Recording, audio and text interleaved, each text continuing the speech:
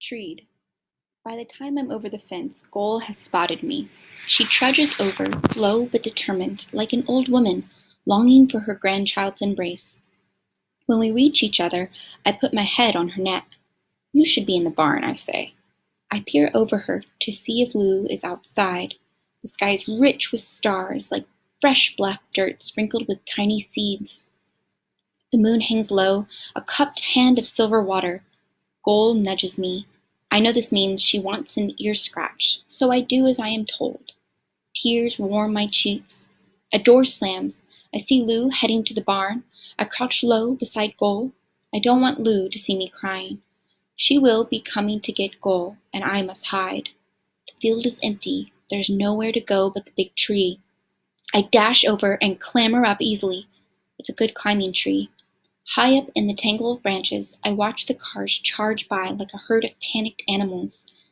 Goal looks up at me, wondering why her ear scratches over. She heads slowly in the direction of the tree. I wipe my nose on my sleeve. No, I say softly. Go away, Goal.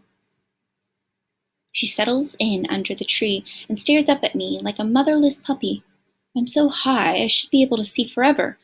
In the starlight, I imagine that if I try hard enough, I can see my family's thatched hut, my father's sharp-horned cattle, the tree where I learned. I'm not meant to be a bird. Go away, I whisper. I'm going to be here for a long time. Genoir. I've been in the tree forever when I hear a bus screech to a stop. Far across the field, I can just make out a tall figure climbing down the bus stairs. Genoir leaps over the fence and strides across the field. He's heading toward the barn, but then he stops. He looks at Goal. He looks up into the branches of my tree, and he laughs. Please don't tell me you're trying to fly again, he says. How did you find me here? I ask in a loud whisper. I woke up when you shut the door. I watched from the window when you got on the bus. And I took the next one. Why? I demanded. Genoir shrugs. Don't know exactly, but it was worth it, just to see you stuck up there. Using his good hand in one graceful move, he climbs up to join me. I don't want company, I say. He ignores me. So you're running away? I'm trying. Where to? Maybe I am going home to find Mama. Genoir nods. You think that's what she would want? It's what a man would do, I say. Genoir rubs his chin. What if she's already on her way here? I rub my eyes. Suddenly I feel tired. If I lie back on this branch, I feel I could fall asleep for a week. I'm not used to making so many decisions. I'm not used to so many changes. In my world, I was just Keek. In my old world, the silly boy. I was Law's little brother, Genoir's troublesome cousin, my parents' mischievous child. That was all. And that was enough. I sigh. There are too many hard things, I say softly. I can barely hear my own words. It isn't fair. I want everything I lost. Genoir rubs the place where his hand should be. I look away. I don't want to think about what he has lost. Maybe I'll come with you, Genoir says. No, I say firmly, you stay. But it will never be right for me here, Keek. I have this, he holds up his stump of an arm, and I have the gar. It's worse for me. I'll never fit in. If you're giving up, why shouldn't I? I don't answer him. But when I look at Genoir's arm, I think of how he leapt into the tree like it was his only home, and how he does all the work I do with just one good hand to help him. I remember something my mama used to say on dark days. If you can talk, you can sing. If you can walk, you can dance. Genoir, I whisper. What if she never comes? What if it's only me? I can't do it all by myself. Genoir sends me a sad smile. My cousin, he says. You already are. Talk. I hear the crunch of someone walking. Lou comes out of the barn. Goal, she calls. What are you up to, old girl? Slowly, Lou makes her way over. She follows Goal's gaze up into the tree. My, she says. This may be the first time in history a cow has treed two boys. We climb down slowly. When I get to the bottom, Gold nudges me. She wants her ear scratched to continue. I force myself to meet Lou's eyes. Moonlight glints on her silver hair like ice on snow. I'm sorry, I say, for being angry with you. It isn't your fault about the farm. Lou smiles. Come on, you two. I could use a hand. We head towards the barn. Gull follows. Kind yellow light spills from the house. Lou and Gunwar and I stand there in the silent barn, stroking Gull and waiting. After a while, I help Lou toss some fresh hay into Gull's stall. How'd you end up in my tree this evening? Lou finally asks. I don't want to say the truth, but when Lou looks right at you, you cannot make up stories. I'm running away, I say. I see. Lou thinks about this for a moment. Want a cookie before you go? I think, too, a cookie would not be such a bad thing. Chocolate, I ask? Yep. I follow Lou and Gunwar into the house. It might be a long time before I see chocolate again. Changes. I take a handful of cookies to show my gratitude. Lou sits across from us at the kitchen table. The light spreads gentle shadows. So you're running away, Lou says. That's a mighty big job. I watch while Lou gets us glasses of milk. On top of the coal box there is a picture in a frame. I see a pretty woman smiling. A man has his arm around her. He is tall and proud. Behind the woman is a small tree. Lou follows my gaze. That's me, she says. A very long time ago. And my husband, Robert. And that tree is the one you two climbed just now. I stare at the picture, then back at Lou. If I try very hard and think once upon a time, I think maybe I can find that young woman in her face. I imagine a time when the barn didn't sag, and the cattle were many and strong, and hope grew fast as flowers in good earth. I imagine Lou saying goodbye soon to this place that has been her home for so long, to live in a world with no snow and no cows. Lou pulls down another picture. This is my sister, the one in LA, she says. She has a little yard. I suppose I could plant some vegetables there. You can go grow things year-round. She stares at the picture. Imagine that. I spot a tiny seed of something fine sprouting in Lou's eyes. My heart is glad to see it. I remember my aunt's words. Keep finds sun when the sky is dark. That was easy to do when I was a child in my life before. It's not so easy when the clouds are low and black. I wonder if finding the sun is one way to be a man. I drink my milk. The clock ticks. And Gunwar and Lou are watching me. I know it'd be better to wait for Mama here, I say at last. Lou and Gunwar nod. They don't say anything. I guess I could come back to work until you have to leave, I add. That would be great, Lou says. I know Gull would like that. She could use more attention, Gunwar says. That cow does love a good ear scratch, Lou agrees. She's good for petting, I say. And leaning on, Gunwar adds. She's a very unusual cow, Lou says. Another idea comes into my head, like a new friend knocking at the door. Sometimes I very much like my brain, I say. What do you mean? Gunwar asks. I smile. I think maybe I just found some sun for Gull. Part 4. When spider webs unite, they can tie up a lion. African proverb. Herding. When Saturday comes, Lou is waiting for Gunwar and Hannah and me in the barn. She sips at her coffee mug. I just wish my trailer hitch hadn't rusted out, she says. We'll be fine, I tell her. Hannah is wearing her school backpack. I brought a map in case we get lost, she says, and some candy bars and water. It's a long way, Lou says in a worried voice. There's a lot of traffic. She shakes her head. I probably shouldn't be letting you do this. You probably don't have a choice, Gunwar says with a laugh. Maybe I should call ahead and explain things, Lou asks. Sometimes it's better just to walk up to the door and ask, I say. Lou grins. All right then. Let's get this show on the road. She gives Gull a kiss. See ya, girl. It's been a good ride. I take Gull's halter and off we go. The sun is a steady hand on our shoulders. We walk along the side of the busy road for many steps. Gol and me, then Hannah behind us, then Gunwar. When cars race by, they suck the air away. A huge truck grumbles past. Gol doesn't like the whoosh and roar. She stops hard and refuses to go on. I pull. She pulls back. She hates being so close to the traffic, I say. I pat Gol and talk to her, and after a while she agrees to move on. Good girl, I say, relieved. But up ahead I see trouble is waiting. Traffic jam. We reach a crossing of two huge roads. Many lights hang from wires. Cars come and go like frantic ants. Don't worry, Gunwar says. I'll tell you when it's safe. He turns to Hannah. You sure this is the right way? Pretty sure, she answers. Gunwar watches the lights and steps into the road. A blue car zooms toward him, horn blaring. He leaps back. We wait a while longer, then Gunwar dives back into the traffic.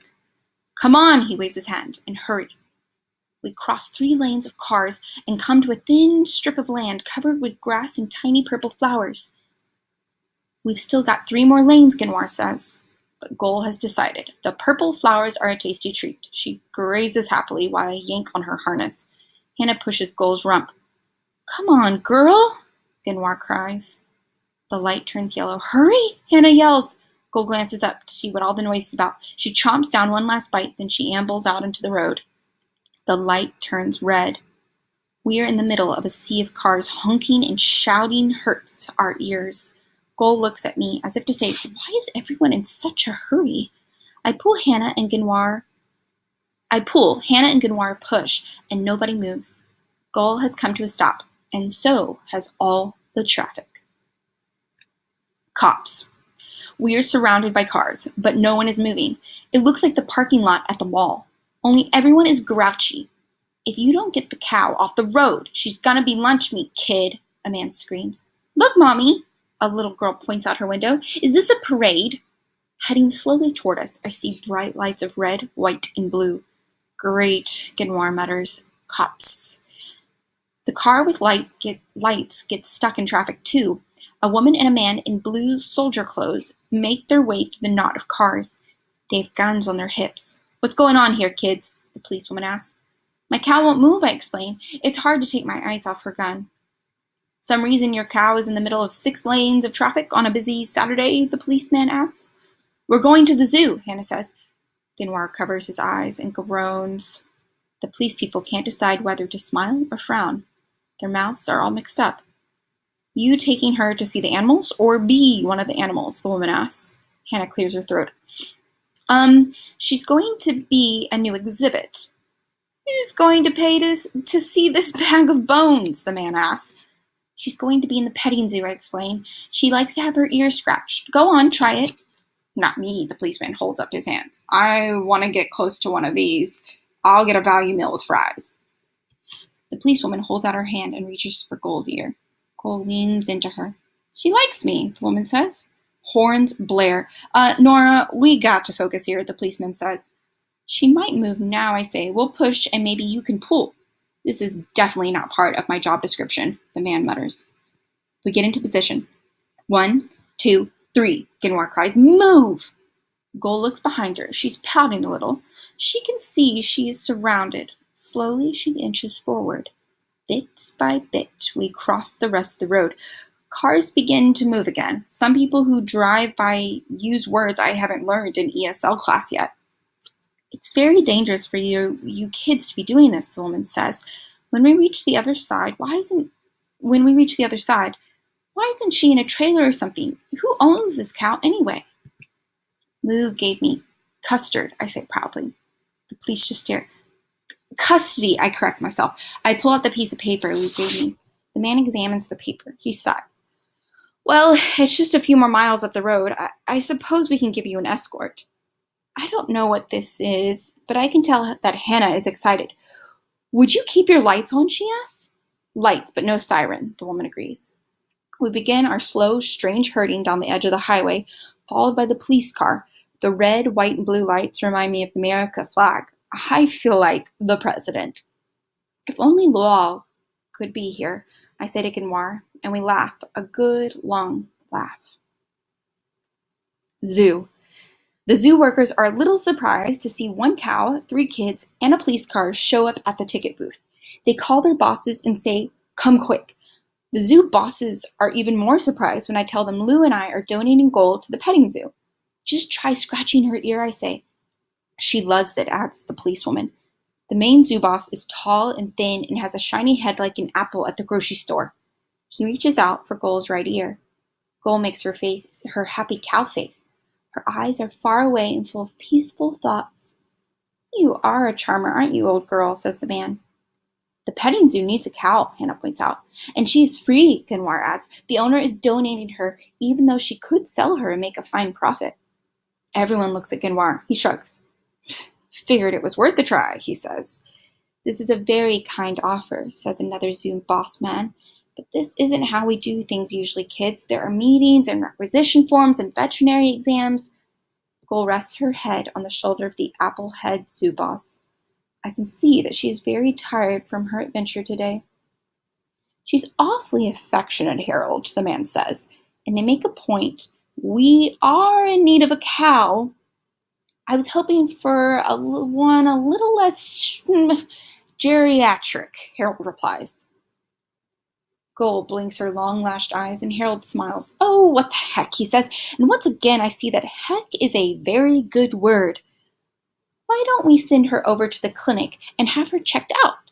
If she's clean and in decent health, well, she does kind of grow on you." Genwar leans close to me. "You amaze me, cousin."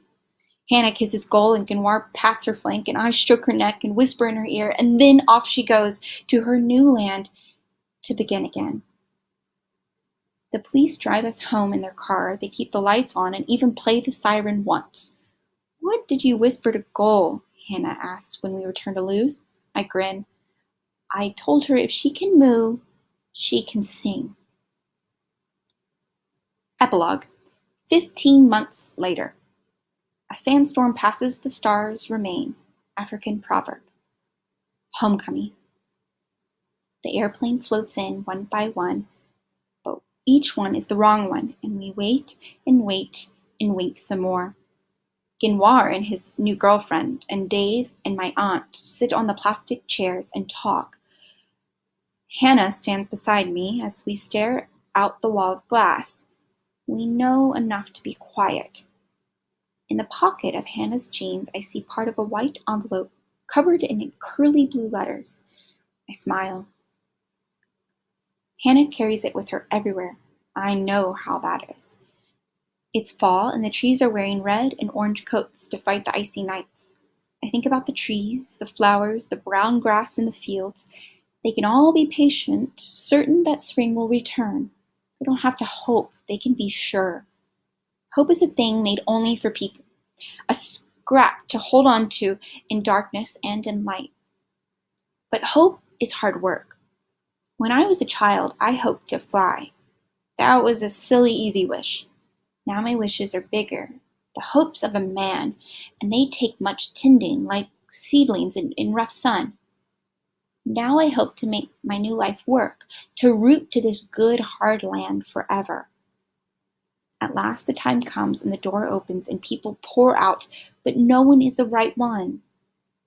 The sun streams through the glass window, red and gold with the day's last sighs, so bright I have to shade my eyes. One more person comes out, slow and searching. I see other colors too, then blue and yellow, not the colors of the setting sun, but a flash of something torn from my past. A voice comes, a voice like laughing water on my thirsty heart. "My son!" And Mama embraces me, like we're saying goodbye instead of hello, and around her neck is a scarf made of the softest fabric of blue and yellow. I can't find words. There are no words, not in my old language, not in my new one. We talk together like one person, her arm tied around my shoulders, and the air is wild with talking and laughter and questions, so many questions that I don't speak. We reach the silver escalator with its melting stairs. Mama freezes. People grumble and step around her. I take a breath. I take a step. I hold out my hand. She watches me rise. She takes my hand, and at last the right words come. "Mama," I say. Welcome home.